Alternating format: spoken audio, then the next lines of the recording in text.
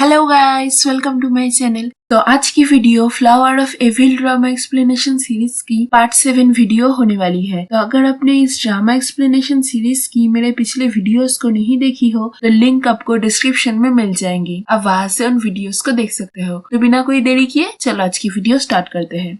ह्योनसो सांगचुल से मिलके उसे पैसे देके पहले ही उससे उसके किडनैप किए हुए विक्टिम्स के एड्रेस के बारे में पता लगा लेता है और एड्रेस जान के माइक्रोफोन के थ्रू मोजिन को बता देता है और मोजिन उस एड्रेस को पुलिस को बता देता है, जिसके बाद पुलिस उस एड्रेस पर जाके वहां से उन किडनैप्ड विक्टिम्स को बचा लेते हैं और सांगचुल के सभी साथियों को अरेस्ट कर लेते हैं। इधर सांगचुल अपने वादे के मुताबिक ह्योनसो को दुमिनसुक के साथी के बारे में बताने ही जाता है कि तभी उसके पास मिस्टर बेक का कॉल आता है। मिस्टर बेक उसे ह्योनसो के प्लान के बारे में सब कुछ बता देते हैं कि ह्योनसो उसे धोखा देके उसको अरेस्ट करवाने वाला है। ये सुनके सांगचुल ह्योनसो के ऊपर बहुत भड़क जाता है और तुरंत उसको मार के वहां ही बांध देता है और सब पैसे लेके वहां से तुरंत निकलने की तैयारी करने लगता है। उधर जीउन उन विक्टिम्स को बचा के तुरंत ह्योनसो से मिलने के लिए निकल पड़ती है और ह्योनसो के हाथ में लगी हुई घड़ी से उसे उसके एड्रेस के बारे में पता करने में भी कोई प्रॉब्लम नहीं होती।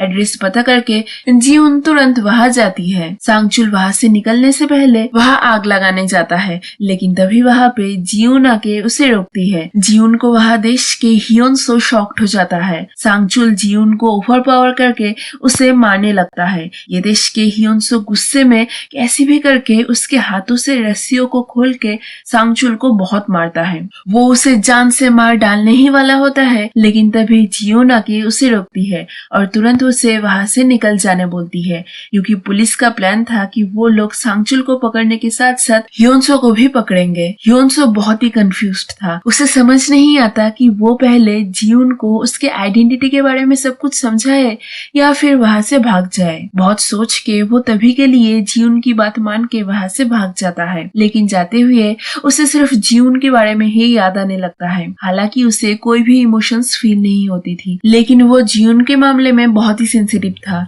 वो उसके लिए बहुत प्रीशियस थी और वो कुछ भी करके जीउन को छोड़ना नहीं चाहता था, इसीलिए वो थोड़ा दूर जाके ही रुक जाता है और बार बार जीउन को कॉल करने लगता है। कुछ टाइम बाद जीउन वहां उससे मिलने आती है। वहां वो दोनों ही एक दूसरे को देख के इमोशनल हो जाते हैं। ह्योनसो जीउन से पूछता है कि अगर उसे पहले से ही उसके आइडेंटिटी के बारे में पता था तो उसने पहले ही उसे कन्फ्रंट क्यों नहीं किया। इस पर जीउन बोलती है कि वो नहीं चाहती थी कि ह्योनसो किसी भी बात से ऑकवर्ड फील करे। ह्योनसो अपने पास्ट को भूल के हीसंग बन के रहना चाहता था, तो जीउन भी उसे ऐसे ही रहने देना चाहती थी। इधर सांगचुल के अरेस्ट होने के बाद भी वो पुलिस को चकमा देके भाग जाता है। आगे हेसो उस ग्रीन कलर के ब्रेसलेट के बारे में गूगल में सर्च करती है, जिसको उसने दुमिनसुक के साथी के हाथ पे देखा था। उसे गूगल से पता चलता है कि मिस्टर बेक ने मेडिकल स्टूडेंट्स का टीम बना के एक वर्कशॉप किया था और उसी टीम के सभी मेंबर्स को वो ब्रेसलेट दिया गया था। ये पता चलते ही वो इसके बारे में मिस्टर बेक से बातें करती है और इसके साथ साथ ही इस ब्रेसलेट के कनेक्शन के बारे में भी वो उन्हें बताती है और उन्हें तुरंत उस टीम के बारे में पता लगाने बोलती है। इसके बाद हेसो इस बारे में मोजिन से भी शेयर करती है। ह्योनसो और जीउन घर पहुंचते हैं, जहां ह्योनसो उसे उसके पास्ट के बारे में सब कुछ बताता है। इसके साथ साथ ही वो उसे ये भी बताता है कि वो कैसे ह्योनसो से हीसंग बना। सब कुछ सुन के जीउन को ह्योनसो के लिए बहुत बुरा लगता है इस बात पे कि वो इतने दर्दनाक पास्ट से गुजरा है। वो ह्योनसो को बताती है कि वो उसे उसके पास्ट के साथ ही एक्सेप्ट करेगी। अगले दिन जेसेब उनके घर आते हैं। उसे देख के जीउन को लगता है कि शायद वो ह्योनसो को अरेस्ट करने वाला है, लेकिन वो ऐसा कुछ भी नहीं करता, क्योंकि उसे जीउन के साथ साथ ही उसके ह्योनसो के बचाने के डिसीजन के ऊपर भी भरोसा था। आगे हेसो के घर से जाने के बाद मिस्टर बेक और उनकी बीबी हीसंग के पास जाते हैं, जहाँ हीसंग उन दोनों को रोते हुए बोलता है कि वो सबको मारना नहीं चाहता था, लेकिन दुमिनसुक ने उससे ये सब कुछ करवाया। और यहाँ हम पास्ट के सीन में देखते हैं कि एक दिन हीसंग के रूम को साफ करते हुए उसके माँ को रूम में एक बॉक्स मिलती है जिसमें मरे हुए लोगों के नाखून थे। ये देख के हीसंग की माँ बहुत ही डर जाती है। तभी वो बाहर किसी चीज की आवाज सुनती है, जिसको पाके वो बाहर जाके देखती है कि हीसंग ह्योनसो के बॉडी को दफनाने वाला है। ये देख के वो हीसंग को रोकने की कोशिश करती है, लेकिन हीसंग उसकी माँ को इनोसेंट सा फेस बना के बोलता है कि ह्योनसो का उसके गाड़ी से एक्सीडेंट हो गया था और उसको हॉस्पिटल ले जाने में बहुत झमेला होगा, इसीलिए झंझट कम करने के लिए वो उसको दफना रहा है। ये सुन के उसकी माँ शॉक्ड हो जाती है। आज वो खुद के ही बेटे को समझ नहीं पा रही थी। तभी वो देखती है कि ह्योनसो अब भी जिंदा है, तो वो हीसंग को एक और खून करने से रोकने के लिए उसे चाकू से मारती है, जिससे हीसंग वहाँ ही बेहोश हो जाता है। तो यही थी हीसंग की एक्सीडेंट के पीछे की असली स्टोरी। प्रेजेंट में मिस्टर एंड मिसेस बेक यही डिस्कस कर रहे होते हैं कि वो लोग कैसे इस सच्चाई को बाहर आने से रोकेंगे। हीसंग ही दुमिन सुक का साथी था। तो मिस्टर बेक बोलते हैं कि उसने कल रात ह्योनसो का काम तमाम कर दिया है, अब दुमिन सुक का भी केस बंद हो जाएगा। यानी कि उन्हें लग रहा था कि सांगचुल ने ह्योनसो को मार दिया होगा, जिसके बाद पुलिस इस केस को क्लोज कर देगी। आगे ह्योनसो जे-सेप को बताता है कि शायद मिस्टर बेक दुमिन सुक का साथी हो सकता है, क्योंकि कल जैसे सांगचुल को उसके प्लान के बारे में सब कुछ पता चल गया था, इससे उसे यही लग रहा था कि शायद मिस्टर बेक ने ही सांगचुल को उसके प्लान के बारे में बताया होगा। यह बोल के वो जे-सेप को मिस्टर बेक की सच्चाई बाहर निकालने में उसकी मदद करने बोलता है। ये सुन के जे-सेप उसे मदद करने के लिए राजी हो जाता है। मूजिन हेसो के बहुत मना करने के बावजूद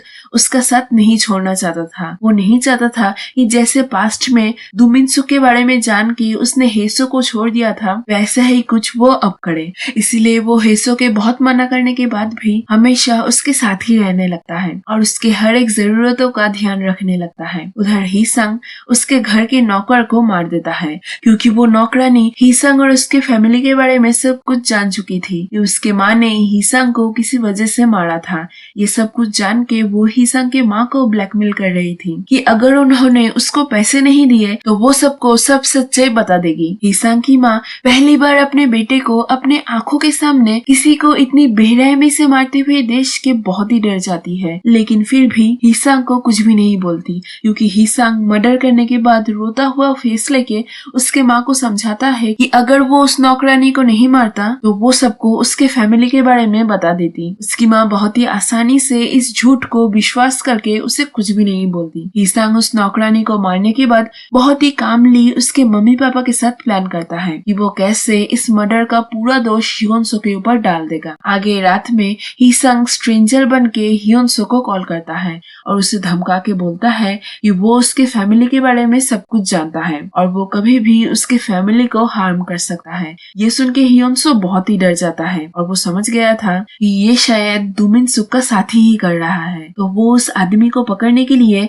उस फोन के लोकेशन को ट्रैक करके वहां जाता है, लेकिन उसे वहां कुछ भी नहीं मिलता। अगले दिन सुबह पुलिस को मिस्टर बेक की नौकरानी की लाश मिलती है और उस केस को इन्वेस्टिगेट करते हुए पुलिस को पता चलता है कि उस मर्डर वाले लोकेशन के आसपास कल रात ह्योनसो था। ये जान के पुलिस को ह्योनसो के ऊपर शक होता है, तो इसका मतलब हीसंग ने जानबूझ के कल रात ह्योनसो को फंसाने के लिए उसे वहां पर बुलाया था। उधर हम देखते हैं कि सांगचुल किसी मेंटल हॉस्पिटल से जांगमी सुक को निकालता है और इसके बाद उसे झूठ बोल के कहीं पर ले जाता है। और यहाँ मैं आप लोगों को बता दूं कि जांगमी सुक दुमिन सुक का लास्ट विक्टिम था। ह्योनसो सांगचुल के साथ बात करने के लिए उसे फोन करता है, तभी जांगमी सुक उसका फोन उठाती है, जिससे ह्योनसो को पता चल जाता है कि जांगमी सुक अब भी जिंदा है। ये पता चलते ही वो सांगचुल से मिलने के लिए निकलने जाता है, लेकिन तभी जियोन वहाँ ह्योनसो को हीसंग के घर के नौकरानी को मारने के जुर्म में अरेस्ट करने जाती है। हालांकि वो मन ही मन में ये जानती थी कि ह्योनसो किसी का मर्डर नहीं कर सकता,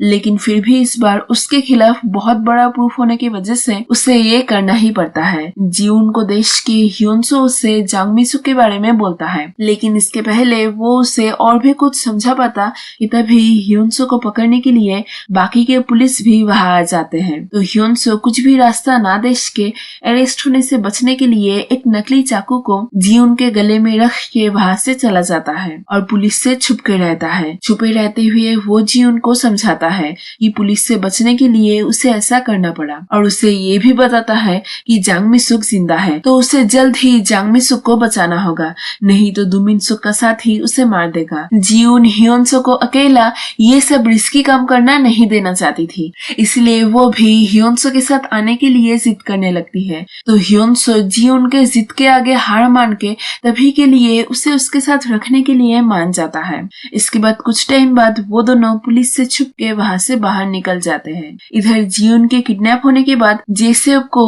बाकी के पुलिस को ह्योनसो के असली आइडेंटिटी के बारे में बताना ही पड़ता है, जिसको जान के पुलिस और भी जोरों शोरों से ह्योनसो और जियून को ढूंढने लगते हैं। आगे हम पास्ट के सीन में देखते हैं कि हीसंग जब स्कूल में था तब एक दिन वो जानबूझ के एक कुत्ते को मार डालता है। इसके बारे में टीचर को पता चलने के बाद वो जब हीसंग के माँ को स्कूल में बुलाती है तब हीसंग उसके माँ के सामने रोते हुए एक्टिंग करके उसे बोलता है कि उसने जानबूझ के उस कुत्ते को नहीं मारा, वो उससे गलती से हो गया। ये सुन के एज यूजुअल उसकी माँ उसे माफ कर देती है। इस घटने को दो मिनसुक देख लेता है और हीसंग को एक टाइम अकेला पाके उसे बोलता है कि वो जानता है कि उसने जानबूझ के उस कुत्ते को मारा है। वो ये देखना चाहता था कि वो कुत्ता कैसे मरता है। दो मिनसुक को भी लोगों को मारना पसंद है, वो दोनों एक साथ मिलके ये काम कर सकते हैं। दो मिनसुक के बातों से हीसंग इम्प्रेस हो जाता है और तब से वो दोनों एक साथ लोगों का कत्ल करना स्टार्ट कर देते हैं। इसके बाद और एक पास्ट के सीन में हम देखते हैं